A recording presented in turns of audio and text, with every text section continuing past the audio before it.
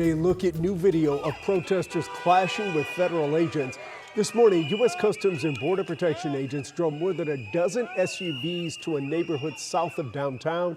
And some residents shouted, blew whistles, and threw snowballs, trying to get them to leave. You could see some agents deploying flashbangs to disperse that crowd.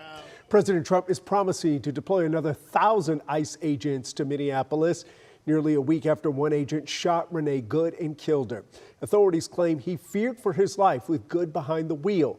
The single mother's death sparked protests and heated debate nationwide, including North Texas. And tonight, a police oversight board is demanding to know how officers work with ICE in Dallas. Teresa Woodard is live outside Dallas City Hall with some new insight on what board members want to know.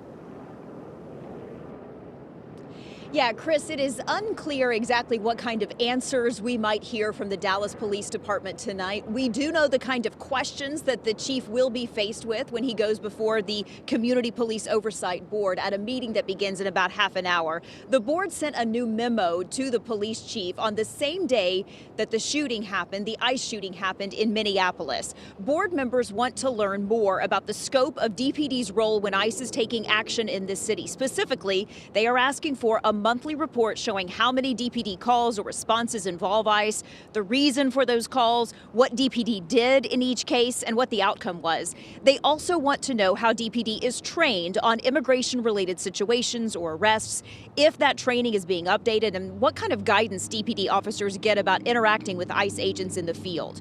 Now, the memo gave DPD a February deadline to share this information, so it's not clear if when the chief speaks tonight, he will have data and information ready to share. But remember, last fall, Chief Comeaux announced he turned down a formal partnership with ICE, which he said could have brought $25 million to the city. He said the partnership, called 287G, would have required the department to arrest at least 50 undocumented immigrants a day, which he said would have pulled officers off the streets at a time when public trust is really going up and response times are going down. Again, that board meeting is set to begin in about half an hour. We'll keep you posted. Chris? All right, thank you very much. And just a reminder, Teresa will be sharing updates throughout the evening. You can stay up to date by following us on Instagram, TikTok, and Facebook at WFAA.